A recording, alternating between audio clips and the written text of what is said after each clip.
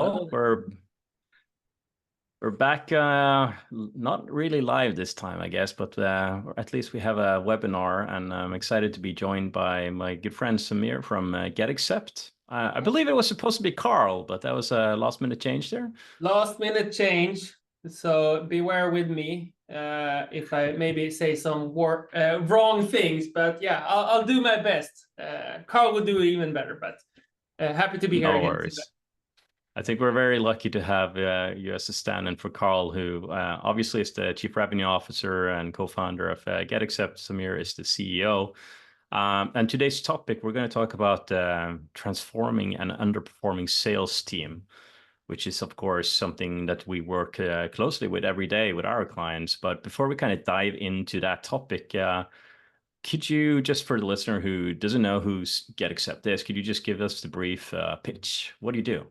Exactly. So again, Samir here at GetAccept CEO. So GetAccept, we empower sales teams to close more deals quicker by using digital sales rooms so that they can lead the way from opportunity to close deal in one tool and build the best buyer experience, but also build the best possibility for the rep to actually lead the buyer to take a decision. We believe much in that. Good reps are building relationship, communicating well, and being personal throughout that journey, and that is actually what's closing the deals. So we try to support with that so that we can become superstar sales reps, more or less. Absolutely. And just to be clear about that, we are very happy customers of GetAccept here at SalesScreen. We've been for a while, and I love to have less tools in a way is better when it comes to sales teams, especially when you hire and you ramp new reps. Less things to teach them. And in GetAccept, you can do quite a lot of your sales process these days. So I think you've recently added some new capabilities as well that we might dive into. That at least I've heard from my team that they're raving quite a bit about. Yeah. Trying to develop it every day. So hopefully there will be some new things. That's awesome. All right, so let's dive into the topic, because it's a bit of a hard topic to talk about sometimes, especially when you have two, long-standing CEOs of growth companies. It's the answer isn't always perhaps made for social media, but that's okay. Maybe it is two CEOs ranting about underperforming reps. Like it was the first time that happened. Let's see where we discussed that right coming into this preparation, which was 15 minutes ago. But also, should we talk more about something positive and not underperforming? But yeah, let's see how we dive into it. Yeah, I think we have to address it though, because it's been we've heard a lot of people talk about the market, and it's still a downturn. It's been tough times, and then on the other hand, you have figures such as Jason Lemkin from SaaStr keep on telling us there is no downturn in SaaS. There's quite a bit of companies performing really well and growing fast, even at scale. So is it really a downturn, or has the market just gone back to how it used to be, pretty hard? But with that said, when you're coming down from a high, that motivation takes a beat for sure. Suddenly you're expected to work twice as hard to make basically half of what you used to do. Like, what happens with a team when you come from a high and you go into a new market like that? Have you experienced anything with your team? Yeah, just to kind of, if you would kind of neglect it being a downturn or a more tougher market, then I don't know where you've been the last 2 years. But that said, there's also in these environments where you actually can strive and beat your competitors, right? So I think it's about how you face those downturns. But neglecting it has been a downturn would be hard, at least for us. So back to like, yeah. I mean, for us, it has been more challenging. There has been more push deals, especially if you go up market. There has been harder to get those decisions through because there has been more involved people, which of course then, I mean, using our own platform is we can support ourselves and get more control of those. But anyways, it's been tougher. But one of the things that I think coming to the question around if our teams are underperforming goes down to what targets have we set. Because, I mean, of course, if you run through as a CEO in those different board meetings and looking at the Excel sheet, they will always want that to be growing. They always want that to be higher for every month that goes. And you kind of need to have quite much to push back on that if you kind of say, okay, going into this next year, we interpret this to happen, so we'll actually maybe not go higher, we will even maybe reduce it due to X, Y, Z. And I think that has been the challenge for us, that we kind of thought much about it. We are ambitious about those targets, so we want to get it to the next level. But what actually happened was also that we said that we want to be more efficient, which means we are less people, because I mean, people are the most precious, but also the most costly part of many organizations. So then we need to do more, and we need to sell more, and that was not realistic, to be honest. I'm much about high targets and ambitious targets, but when those are that high that you kind of demotivate teams, even when they are performing, because they're not hitting the overall target, then it becomes really hard. So think of it, the sales team are 10 reps, everyone is hitting their target, but we didn't hit the company target because that was too high. And if you do that game after game after game, you score the most goals, everyone is scoring, but you don't win the game, you will kind of be quite tired. So yeah, for sure. We actually changed that now, and after one quarter, we went over target, and we also got so much motivation going into the next quarter that we generated more pipe, we closed more deals even going into that quarter, and we're kind of, I don't know, halfway through this month, we kind of soon have hit maybe the whole month, and we have deals that can hit the quarter in the next coming weeks or so. So it's kind of interesting how that motivation is also a driver. So you need to go back and think about, what does underperforming sales teams mean? Absolutely. I think there's a lot of responsibility on the shoulders of the CEOs and the board members, for sure, when it comes to setting the bar a bit too high, especially when you're coming, let's say, down from a high. Yeah. So most of us didn't reduce the targets, even though we saw all the signs that the economy was slowing and SaaS was heading, for a downturn. We believed that we would be able to push through, and we set quite a bit of people up for failure, which, again, as you mentioned, kind of leads to demotivated reps, and that's a vicious cycle. So instead, to actually, break that up and get back again, readjusting the targets and your expectations moving forward is actually quite a good way to do it, to build that momentum back into the team and make them excited. But nevertheless, you still may have a situation where you've slashed the targets because macro conditions kind of like makes it harder to perform, and you realize that, and you readjust your growth ambitions as a company. Especially, to an extent, efficiency has become quite important. So you can't have as many sales reps on staff. That means less people, more leads to each. But, still, you reduce your target and you still see perhaps that reduction was done too late, and they're tired, they're demotivated, and they're underperforming. Like, how do you go about to turn that around? The targets are down. What now? What's next?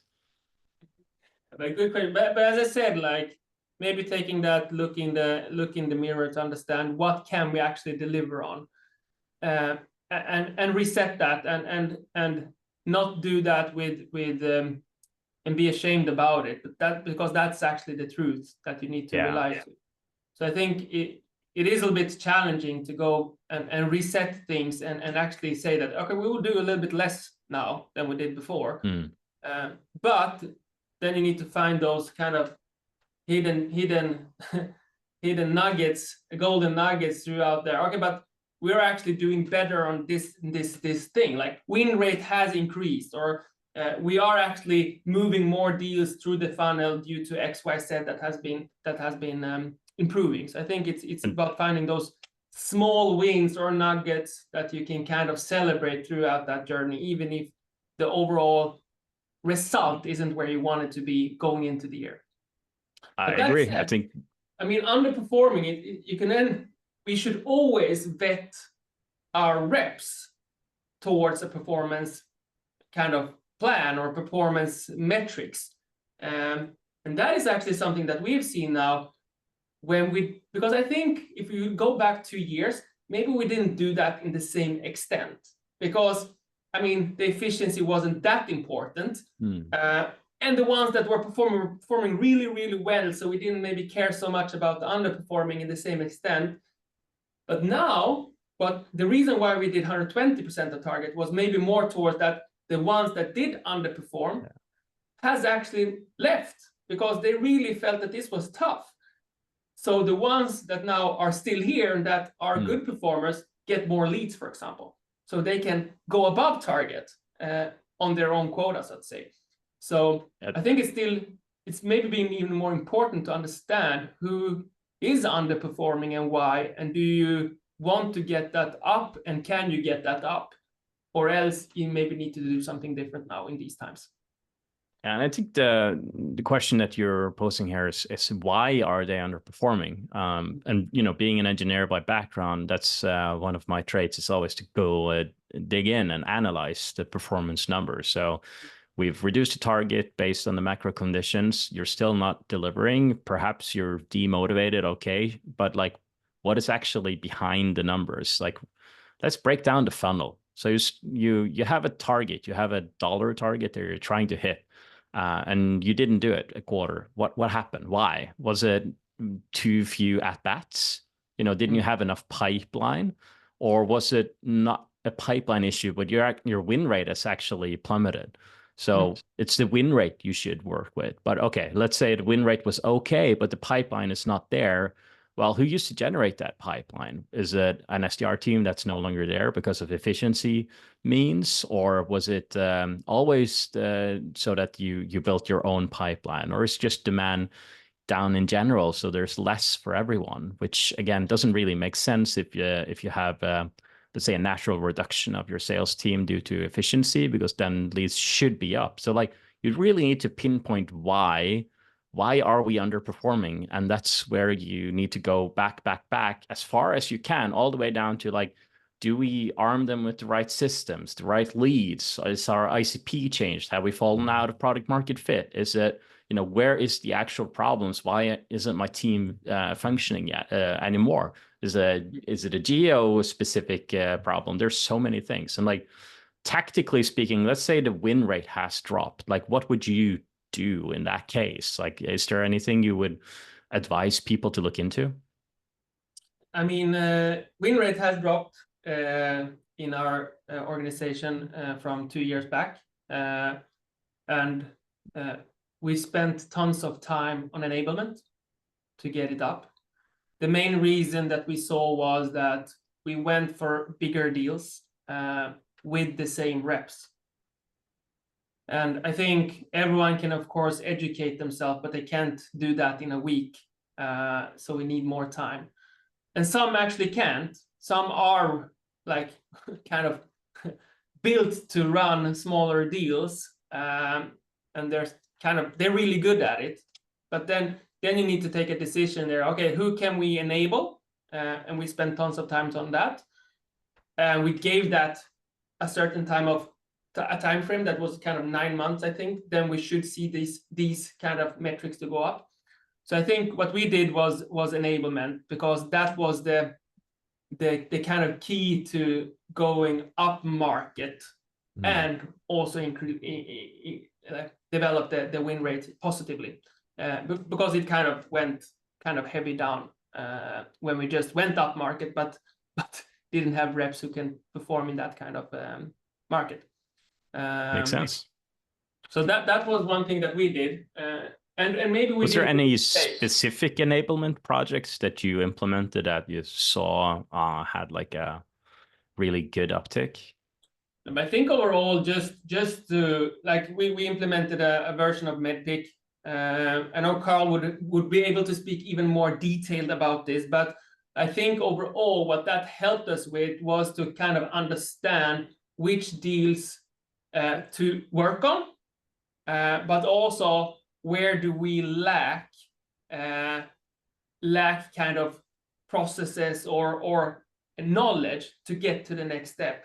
So, for example, if we then lack a lot around the paper process, and we saw that that was always the thing that we scored the least on, we understood that that is where we need to kind of educate people on, or actually hire someone on a legal side that could help with the paper process. Makes sense. That was one way, kind of a process, which or a framework, which was Medpic in our way, that then helped us to understand where to kind of educate people and how, and then we built specific kind of educational material around that as we kind of went through that process. I think you can never do enough sales enablement, especially when you're going up market and trying to develop new muscles and new skill sets for the existing teams. I think that's a really good advice for SalesScreen specifically, and perhaps ironically. We saw pretty early on that our SDR team was just not getting through anymore. People didn't want to set meetings. The market was down. So unfortunately, that arm in our organization was temporarily let go. And we went back to having full cycle sales team. So we needed to build up their ability again to do the SDR work themselves. And ironically, given how many SDR teams we worked with, this turned out to be quite hard because you're kind of like, you had a sales team who were quite happy being fed opportunities, and now you were asking them to hit the phones hard and do quite a bit of outbound activity, and perhaps they had it too good for some time. So the motivation was a bit tough, and the systems we had was also quite many. So we figured out that we needed to simplify our tech stack a bit. I think we went ultimately with Apollo, and we reintegrated everything towards SalesScreen and decided to really gamify the top of funnel activity heavily. Drink our own champagne, sort of speaking. So focused on prospects added to sequence, actually making those tough cold calls, which we all know is a conversion point in generating those meetings and getting that pipeline. So having digested all our way back, we saw that we didn't have enough pipeline coverage because the outbound was so much down compared to previous years. So our inbound motion was still working quite well. But we also realized we had to build out a new muscle for the long-term growth, which was the PLG side for the smaller businesses, because similar to you, we also went up market and worked more strategically with our outbound account based and towards bigger companies. So that was quite a bit of heavy project because it was system redesign. It was like focusing on the basics and activity measures, but it was also sales enablement to upskill the team to be able to work better with those larger enterprises, and combine, the sheer fact of all of this led us to change quite a bit of our existing team as well. So it's been a ride. That's I mean, the part that you mentioned there, like, are you still not running with SDRs? And I mean, has it now developed to something positive? I think that it has, but we are at that point now where we're discussing like perhaps it's time to reintroduce that into the org, because we see that what we're doing is generating meetings and results. So one of the interesting things happening these days is, of course, with AI. And earlier today, I think I read that X11, which is one of those hot AI startups out of San Francisco, raised a $50 million round. So congrats to them. But what they have is quite impressive. So they have like they call it an Alice and Jordan or something, like two AIs. One is an SDR, one is like an inbound rep. And I had a conversation with their inbound rep, and that was, you know, seamlessly painless and real time, and everything worked quite well. And I got all the answers I needed about that tool. So I scheduled the demo later today, and I'm curious to see if like these AI SDRs could be like something that has a short term gain right now and could feed my AEs more pipe, even more pipe, so that it's easier for them to hit their targets. Yeah. But I think we're all exploring these different AI tools. I think actually we're using 11x. I don't know the results yet. I haven't seen any major impact yet. I think we started using it a couple of months ago. So well, let's see, maybe take some time. But are you kind of, do you have that as an objective to become more AI driven from a like a company standpoint then, or especially maybe sales standpoint? And yes, I would say that we need to, like, the world we are living in right now, and the demands for SaaS businesses, at least from the owners in the boardroom, is that you're supposed to deliver faster growth as the market is kind of like reheating a bit, but you're also supposed to do it quite efficiently. And I think the biggest efficiency gain moving forward is probably from AI. So we're leaning quite heavily into AI, not only, you know, from our own products. So we're going to release a full new AI module.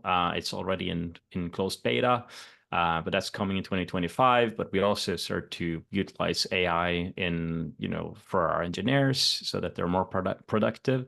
So why not utilize AI when it comes to automatically fill up your CRM and get that medic coverage better than any rep would be motivated to do, or try to repeat some of the steps that you're doing in an outbound sequence.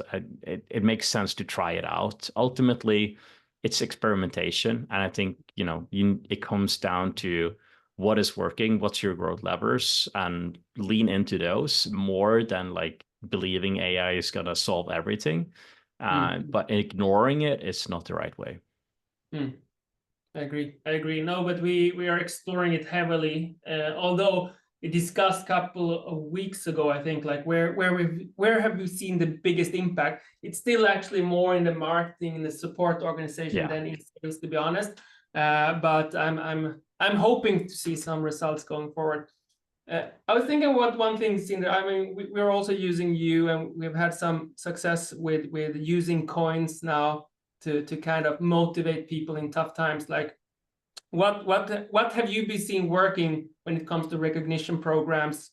I mean, in these tough times, like, because we always have competition in sales, we always kind of try to get performers to perform even better. Is there anything new that has happened in kind of recognition programs or competitions that we can learn from? Yeah, I think so. Like, employee recognition is a huge space in itself, and it works for several reasons. But the main one is that it's a great way to give extrinsic motivation. So typically, you know, a rep who's a top performer, they are motivated by nature, from the inside intrinsically. I want to be on top of that leaderboard. I need to win. I have that feeling. Like the middle performer or the common person, they don't necessarily think that way or act that way. They want to provide for their family. They might have other reasons that they go to work every day. So giving them a little bit of extra motivation through, you know, a digital currency of sorts where they can go in and redeem rewards for themselves, for their family, that can actually help motivate them to do some of the tasks that doesn't necessarily intuitively give them the ultimate outcome of hitting their targets, but is very important to the company. So if you have initiatives like, let's say, it's important for us as a company to get more reviews on G2. Okay, great. Well, that's an amazing initiative where you can rally the whole company to go and try to get more reviews. And every time you succeed, you get some, you know, love and attention and praise and a little bit of an extra coin. And so that's one thing that we see, that people use them to kind of like incentivize actions that is good for the company, that doesn't necessarily have an intrinsic motivation rationale for the employees. And the other side is just to gather all of that feedback and really use that. So there's ways that you can summarize what people are saying about each other, which is fun when you actually give a shout out or a kudos or an endorsement, as we call it, and kind of like create a culture of appreciation for others, which is quite remarkable and important, I would say. So there's something to it with the whole culture. But the final thing I would say is like, you see more and more open it up for the whole company, so that everyone can kind of like see what's going on and what we're doing. Are we, hitting our goals? Are we overperforming? They want to help, and they help you, and they get some love back through those endorsements and coins. So it kind of becomes like a whole cultural element of where people kind of like share knowledge and they help each other, and they all rally behind from the power of visualization, just seeing those shared goals, knowing what that represents for them as well, and the company, if they hit them and over perform. So it's something to kind of get everyone on board. No, but it's been, from my understanding at least, working very well in our teams now, although still only in the sales teams and the customer kind of customer-oriented teams coming from a sales perspective that has used it. But maybe something that we should share across the bigger organization, for sure. I mean, now we discussed just before the meeting here, like going into, you asked me like, how is it, what's going on? I said, coming just from setting new objectives for next year, looking into the budget, it's a lot of budget planning. How do you think about setting targets next year? Is it a more sunny way, or will we do the more, or will we again do the mistakes that we did 1.5 years ago? What's your take, and what advice can you give to me? Yeah, it's an excellent question, right? So I think it's very tricky because the market is definitely heating up again, and we can see that in our numbers too. So I think it's a fair request from the board that you should be able to grow faster than you did last year. The bar has also gone up in terms of the public markets, like who is actually IPOing and who's receiving investment money. So if you're supposed to be able to get to an exit, you need to do better. And it's tough, right? There's still an element of efficiency in here, which is not going away. So that's also is an expectation. In general, working in SaaS is just much harder now than it has ever been before. That goes for everyone, perhaps especially for sales teams. But setting targets for next year, I would assume for most companies, kind of like needs to go a bit higher than it did last year. If you reduced your targets, if you were miles away, maybe that's the time to wake up and readjust because the world has changed.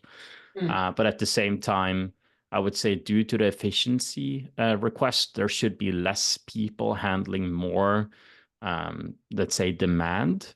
So it's also a fair ask. And you should, I hope most people do this these days, lean into some of these AI tools to unlock more productivity for your existing staff. So I don't think there's going to be a hiring frenzy anytime soon, but there's going to be investments to be made into making your existing team more productive, and hence targets will go a bit up. Yeah, I think there was a lot of good kind of, I know that from, maybe not, I'm not sitting super close to the sales teams today, but there's always this, okay, we're increasing targets, and then we want to have some kind of backup around why are we doing that, like, and there was a lot of things you mentioned there, like, okay, but maybe you have taken these 2 years and invested a lot. As I mentioned, we had invested in enablement, which cost a lot of money. I mean, you need to get it back somewhere. We invest now in AI tools, you need to get it back somewhere. We do not invest in maybe so many more people. It's not the hiring spree that it was back in the days, which then tells that maybe each rep should get more leads, as you said. And of course, that should then lead to that each one can close more if they're more efficient with these tools, etc., etc. So From our standpoint, we will most likely do some changes, but it will not be dramatic changes. And the main reason is that I think the kind of feeling like a winner is giving so much back, and people will not sell less just because of that the target is at, let's say, 100 instead of 200. They will still go as long as your compensation and other motivational things are right. So I think don't be afraid of setting a target that can motivate people, but yeah, if they go above and beyond, of course, that's great for everyone.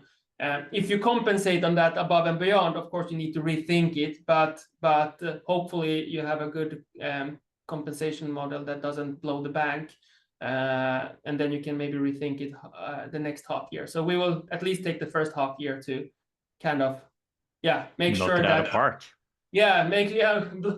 Blow the roof, and then we'll reassess it.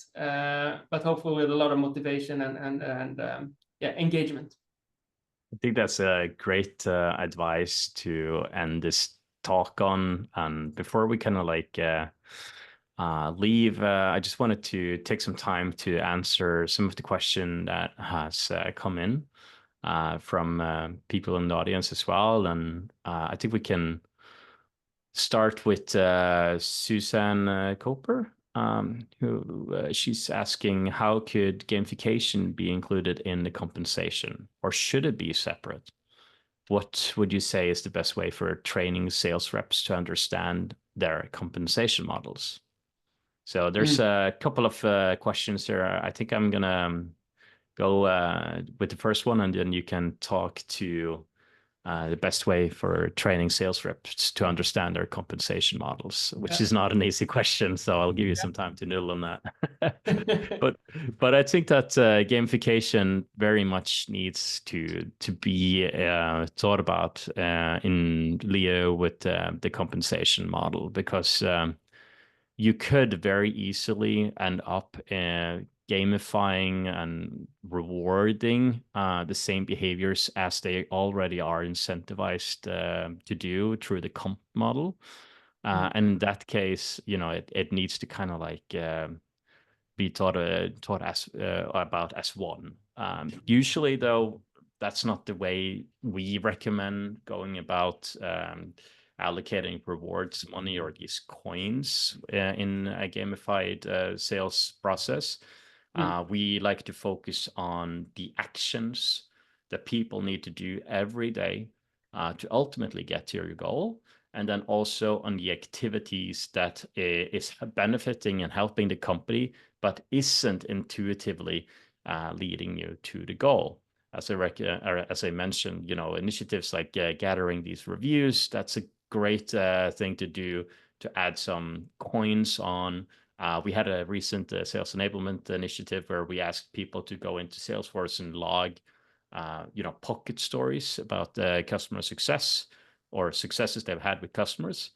And in that case, we gave them 200 coins every time they filled out that in Salesforce, and it was a great way for them to top off their wallets and start to use them to have some stake in a battle with someone else, or redeem those rewards that they were looking for. So you need a budget for it, but it should be linked to compensation if you're using it to reward the same type of behaviors, like sales, closed won. Oh, I'm going to give a percentage of the revenue as coins. Like, you could do that, but I wouldn't advise it. But I would have some to incentivize the really hard activities that they need to do, like calls, like adding a prospect to a sequence, which will generate 15 to 20 tasks for you. Like, that's something you actually need a little bit of love or extrinsic motivation to get them to do sometimes. Yeah. It's this classic question also, like, should you be compensated even more for things that is your work? Yeah, right. That everyone outside of sales is going to ask those questions at least. So, and sometimes I think, maybe you do, because it's some of those tasks are, I wouldn't say, maybe boring is a wrong word, but since I'm not natively speaking English, I will use it. But it's kind of these really tough things that you need a little bit of extra motivation to get it done. And but of course, if you can do it without, it's great. But I think it will help you to if you do it this way. Yeah, absolutely. So what would you say is the best way for training sales reps to understand their compensation models? I mean, we've went through this so many times internally at GetAccept, and when it failed the most, it of course was that it became too complicated over the years. Like when you're growing from a smaller scale startup and become bigger, you kind of just add new things. At first, it was just like, oh, we just measure on MRR, and then we compensate on that. And oh, but then we want also them to close bigger customers, so then that is compensated differently. Oh, then we want them to work as a team, so then we add this team kind of thing, and suddenly you have like 5, 6 different things. You kind of go, where the hell did this go wrong? So I think, as always, try to keep it simple, but it will not be simple. In the end, you will kind of end up with quite a complicated formula. So what was a big actually change for us was to invest in a tool that could help us do this calculation that was connected to our CRM, where we could put up this logic behind the scenes, and we had one person being responsible of this also, like not each manager in different kind of one from the sales team in US and one from the one in Nordic, like one person that handled everything. And then we kind of built this out and we started using it, and the reps started to kind of be comfortable about that these numbers were correct. That will take a little bit of time, but when you kind of prove, okay, every time when they come and say, oh, I thought I would get this much, and you go back and look at this, the calculation, the formula, like, okay, it's right. Like when you've done that 3 times, 4 times with those reps, and the answer is always the same because it's connected to your tool, they will kind of, okay, I trust this now. Because what often goes wrong is when you go back and answer your manager, that manager will say one thing because they kind of interpret something in one way, and then someone else will kind of say something else.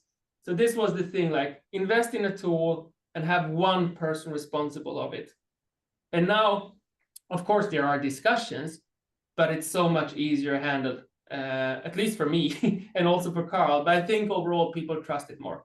So yeah, that's the thing that I would, and I don't think everyone needs to know in detail how it then works. No. As long as they then trust the outcome of the calculation. I completely agree, and I think we've done something similar. We centralized it into operations. We have a tool for it where calculations are outlined and that they trust, and we try to simplify the model as much as we can, and use gamification instead to kind of incentivize the other behaviors that we want them to do. Yeah. I think that's a great question, Suzanne, so I appreciate that. I don't think we have more questions that have come in, so we're also more or less on time. So I think we're going to wrap it up there, but it was a pleasure to have you on this talk again, Samir, and thank you so much for taking your time. Yeah, of course. Hopefully I could give some valuable insights. Yeah, for sure. And best, speedy recovery for Carell. You do want to see him back again as soon as possible. Back on his feet, stronger than ever before. No, but he's back soon. But yeah, and then we just need to end the year in the best way. So good luck ending the year in the best way, and good luck setting the targets for next one. Best of luck, everyone. Take care. Thanks. Bye-bye.